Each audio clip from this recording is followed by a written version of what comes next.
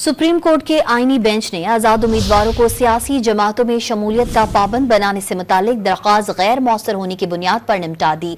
आईनी बेंच ने इलेक्शन में 50% से जायद वोट लेने वाले उम्मीदवारों को कामयाब करार देने की दरख्वास्त 20,000 जुर्माना आयद करके खारिज कर दी। आईनी बेंच ने इनकम लेवी टैक्स एक्ट 2013 के खिलाफ 1178 मुकदमात में नोटिस की तामील बजरिया अखबार इश्तिहार कराने का हुक्म भी दे दिया। मजीद जानते हैं डॉन न्यूज के नुमाइंदे उमर बर्नी से। जी उमर बर्नी, समात का मजीद अहवाल बताइएगा। जी बिल्कुल, सुप्रीम कोर्ट के जस्टिस अमीनुद्दीन खान की सरबराही में 7 रुकनी आईनी बेंच आईनी नौयत के मुकदमात की समात कर रहा है।